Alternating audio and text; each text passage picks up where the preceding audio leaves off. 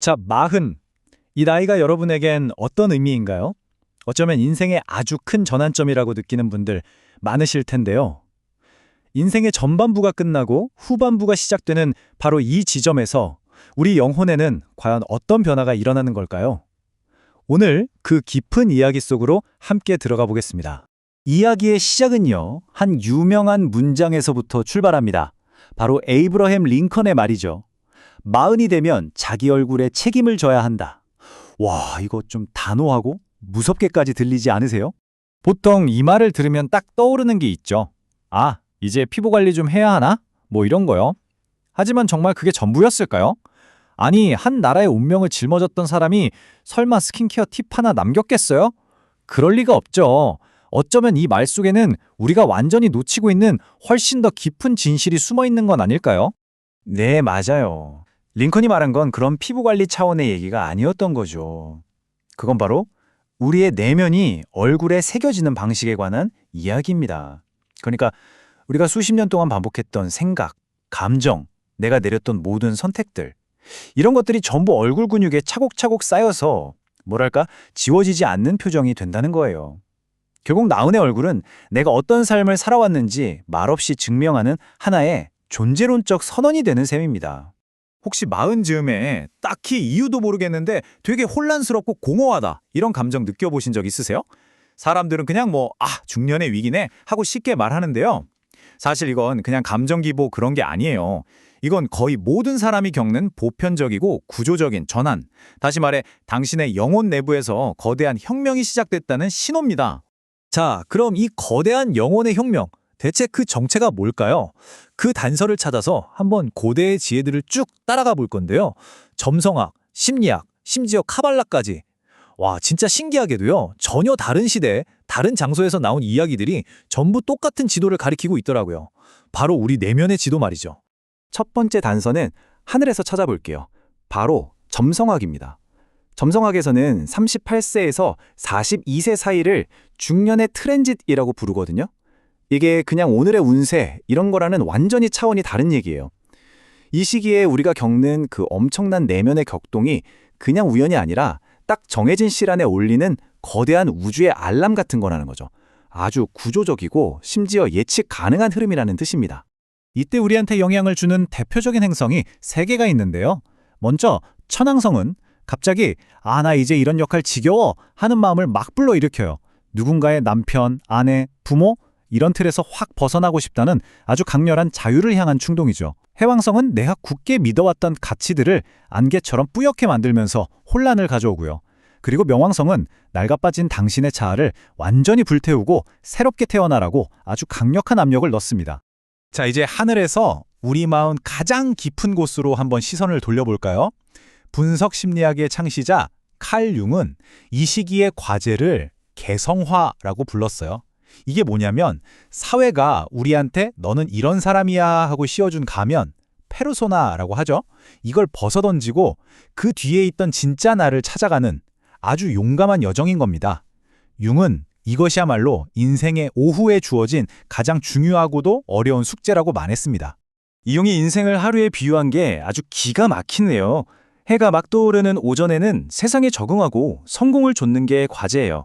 그런데 해가 정점을 찍고 서서히 지기 시작하는 오후가 되면 인생의 숙제가 완전히 바뀐다는 거죠.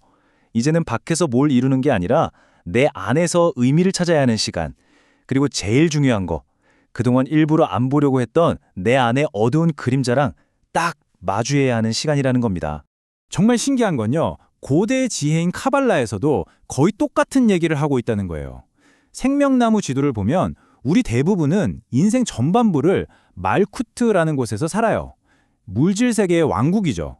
돈, 성공, 명예 이런 걸 열심히 쌓아 올리는 단계예요. 그런데 어느 순간 이걸 다 가졌는데도 왜 이렇게 공허하지? 하는 순간이 온다는 겁니다. 카발라는 바로 이때가 영혼이 더 높은 곳으로 올라오라고 성장하라고 보내는 신호라고 말해요. 그리고 그 최종 목적지가 바로 생명나무의 심장인 티페레트, 진짜 나 자신이 기다리는 바로 그 자리입니다. 자, 보세요.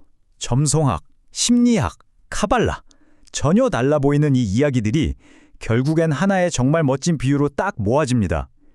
바로 우리의 삶이 주어진 본문을 읽는 단계에서 나만의 주석을 다는 단계로 넘어가는 과정이라는 거죠.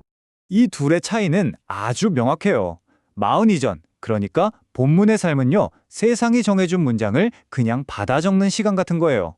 어떻게 하면 더 빨리 더 좋은 역할을 맡을까? 여기에 초점이 맞춰져 있죠. 하지만 마흔 이후 주석의 삶은 달라요. 그 문장들 옆에 있는 빈 공간에다가 나만의 해석을 써내려가는 시간입니다. 이제 초점은 속도가 아니라 깊이, 역할이 아니라 존재 그 자체로 옮겨가는 거죠. 본문의 저자가 사회나 가족이었다면 주석의 저자는 오직 나 자신, 나의 진짜 자아여야만 하는 거고요. 근데 여기서 정말 중요한 게 있어요. 우리가 과거 그 본문을 막 지우거나 다시 쓸 수는 없어요. 아무리 후회돼도 그건 불가능하죠. 주석의 역할은 과거를 바꾸는 게 아닙니다. 대신에 그 똑같은 본문을 완전히 새로운 시각으로 더 깊어진 지혜로 다시 읽어내는 겁니다. 바로 그 해석을 통해서 우리의 좀 불완전했던 삶의 이야기가 비로소 완성되는 거죠. 자, 그럼 이런 멋진 통찰들, 이걸 우리 현실에서 대체 어떻게 적용할 수 있을까요? 당장 다 때려치우고 산으로 들어가야 하나요? 아니요, 그렇지는 않습니다. 인도의 사냐신이라는 사람들은 모든 걸 버리고 구도의 길을 떠나요. 근데 우린 그렇게 못하잖아요. 그래서 현대의 사냐신이라는 개념이 나온 겁니다. 이 사람들은 도시 안에서 살아가요. 여러분처럼 회사에 다니고 가족들이랑 저녁도 먹죠. 겉모습은 똑같은데 내면이 완전히 달라요. 아, 내가 회사 부장이지만 그게 내 전부는 아니지. 내가 누구 엄마지만 그게 나 자체는 아니야. 이걸 아는 거예요. 이 미묘하지만 정말 강력한 내면의 거리두기. 이게 바로 이 복잡한 세상 속에서 진짜 자유를 찾는 열쇠가 되는 겁니다. 이 문장이 진짜 핵심을 꿰뚫고 있어요. 우리가 가진 직업, 재산, 관계, 이걸 다 버리라는 게 아니에요. 그것들이 바로 나라는 착각, 그 단단한 집착의 구조를 해체하라는 뜻입니다. 비유하자면 꽃병은 그대로 두는 거예요. 대신 그 꽃병이 나 자신이라고 굳게 믿어왔던 그 환상만 살짝 내려놓는 거죠. 자, 지금까지 마흔이라는 문턱의 의미를 여러 가지 지도를 통해 함께 살펴봤는데요. 근데 이 모든 이야기는 정답이 아닙니다. 이건 여러분 각자가 스스로를 비춰볼 수 있도록 질문을 던지는 하나의 거울 같은 거예요. 이제 그 질문들이 바로 여러분께로 향합니다. 자, 첫 번째 질문입니다. 당신 삶의 중심은 여전히 사회가 부여한 역할 자아에 머물러 있나요? 아니면 당신만의 고유한 존재 자아를 향해 조금씩이라도 움직이고 있나요? 두 번째 질문은 조금 더 깊이 들어가야 합니다. 우리가 무언가를 그만두고 싶을 때 그게 정말로 성숙한 내려놓음인지 아니면 그 안에 숨겨진 책임을 마주하기가 두려워서 도망치는 것인지 스스로에게 정직하게 물어봐야 합니다. 그리고 마지막 질문입니다. 이제 당신이 직접 써내려갈 인생의 오후를 위해서 당신 삶의 나침반이 되어줄 단 하나의 진실은 무엇입니까? 오늘 이야기의 시작과 끝을 관통하는 이 문장으로 마무리하려고 합니다. 인생은 두 번 쓰입니다. 한 번은 우리가 살아온 경험, 즉 몸으로 쓰이고요. 또 한 번은 그 경험에 의미를 부여하는 해석으로 쓰입니다. 여러분의 추석은 이제 막 시작되었습니다.